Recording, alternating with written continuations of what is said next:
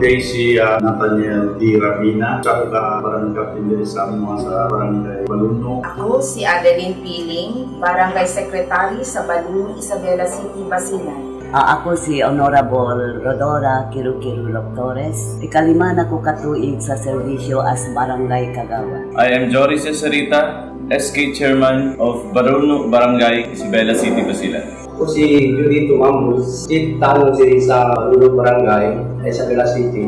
I'm Leticia Pianco Campaner, Representative Bada sa Barangay Baluno, Isabela City, Basilan. I am Emelina Baranda Sernares, member sa BADAC, dinhi sa Barangay Baluno, Isabela City, Basilan. Ako po si Jesus Napal, taga Barangay Baluno, Isabela City, Basilan. Dating PUD sa 2016 at ngayon siya na akong President ng BLD Bukas Loob sa Diyos. Sa community, nag-service po kami at sa mga paaralan sa Latuan Elementary School at Baluno National High School at marami po kami mga appreciation of certificate. Ang mga activities sa mga person who use drugs na may clean-up drive, tree planting, sa sports, totally youths lang yun tanan. Sa unang panahon, mismo ako ga problema ko kay involved with akong anak. Problema gito.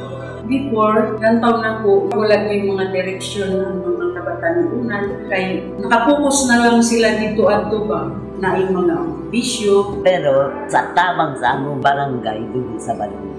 Hasta na-cleared ni. Pagka-cleared na namo, wala namang gayo dinuon ni makadungog pa gayon o mga grabing mga sitwasyon sa makanad.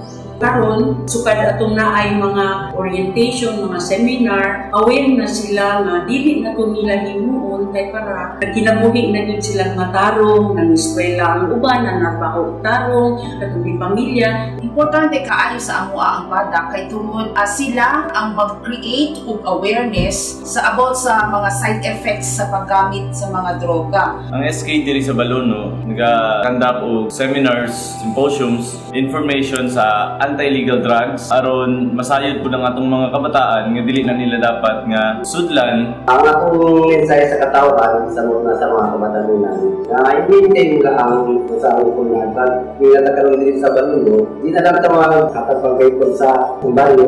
Tabangan nato ang atong mga batanon wherever they are, what barangay they are, but we are involved in their lives. Because this community, this barangay belongs in one family.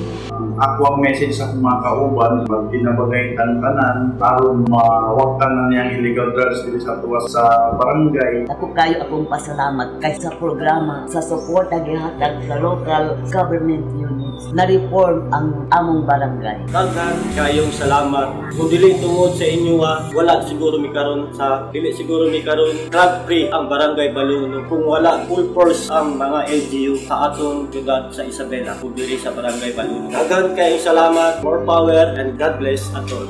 Sa barangay Baluno, Isabela City, Bata